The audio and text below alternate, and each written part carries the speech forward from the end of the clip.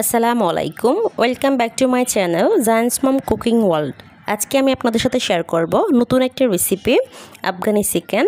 এই আফগানি চিকেন রেসিপিটা কিন্তু বেশ মজার, আপনারা একবার হলে বাসায় ট্রাই করবেন। আপনারা কিন্তু এই চিকেনটা রুটি পরোটার সাথে খেতে পারেন। চলেন রান্নাটা শুরু করছি। এই পর্যায়ে আমি একটি বাটিতে নিয়ে নিয়েছি চিকেন। আমি হাড়সহ চিকেন নিয়ে নিয়েছি। হাড়সহ চিকেন নিলে এটা বেশি ভালো লাগে, আপনার হাড়সহ নেওয়ার চেষ্টা করবেন। এখন এর মধ্যে দিয়ে দিচ্ছি পরিমাণ মতো লবণ, এরপর দিয়ে দিচ্ছি হাফ চা চামচ হলুদের গুঁড়া,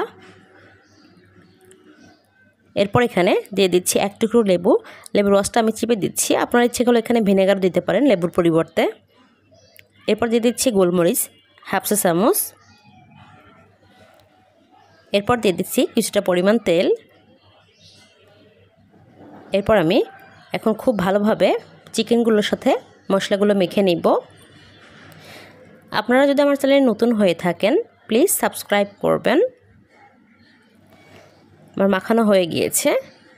এখন আমি একটা ঢাকনা দিয়ে ঢেকে একটা সাইডে রেখে দিব আধা ঘন্টার জন্য। আপনাদের হাতে সময় থাকলে আপনারা বেশি সময় রাখতে পারেন।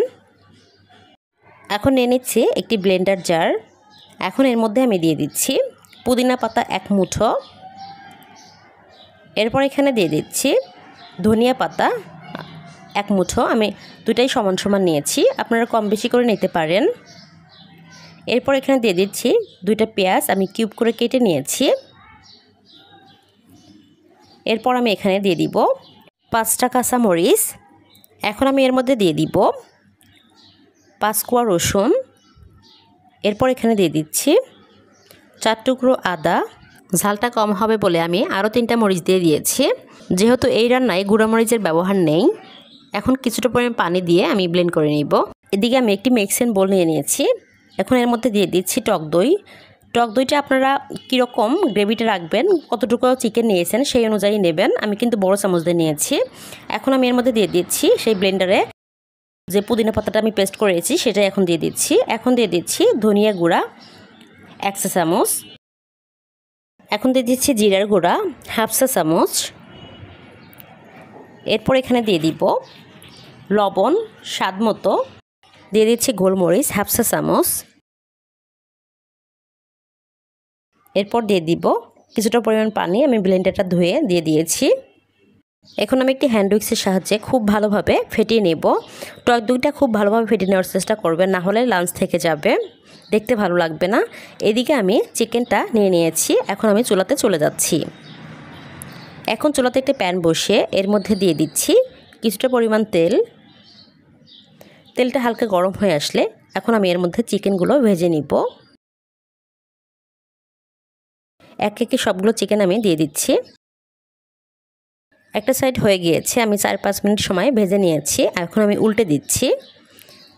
এ সাইডটাও আমি 4-5 মিনিট সময় ভেজে নিব। দেখতেই পাচ্ছেন আমি ভেজে নিয়েছি। এখন আমি উঠিয়ে নিব। এদিকে আরেকটি প্যান বসিয়ে দিব। এখন আমি এর মধ্যে দিয়ে দিচ্ছি কিছুটা পরিমাণ তেল, আর যে চিকেনটা ভেজেছি সেখান থেকে কিছুটা পরিমাণ আমি তেল দিয়ে দিচ্ছি।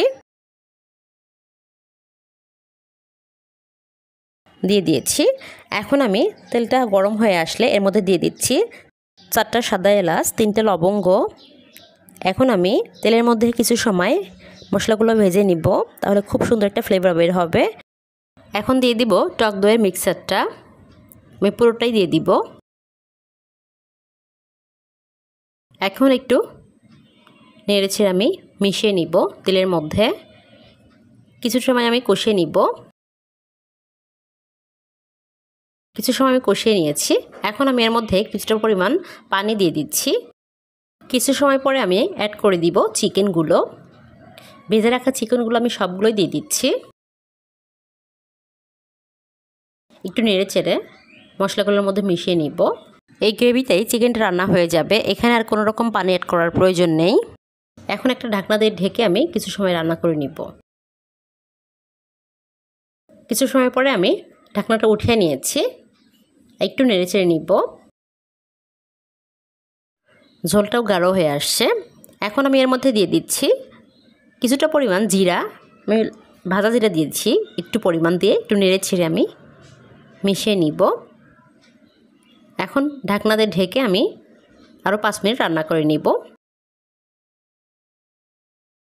5 মিনিট পর ফিরে এসেছি, ঢাকনাটা উঠিয়ে নিয়েছি। দেখতেই পাচ্ছেন তেলটা ভেসে উঠেছে, চিকেনটা রান্না হয়ে গিয়েছে। এবার নামিয়ে নিচ্ছি। একটা সার্ভিং ডিশে আমি এখন কিছুটা পরিমাণ নিয়ে নিব। আপনারা এভাবে কিন্তু এই আফগানি চিকেনটা ভিন্ন স্বাদ পেতে কিন্তু বাসায় ট্রাই করতে পারেন। একটা পুদিনা পাতা দিয়ে আমি ডেকোরেশন করে নিচ্ছি।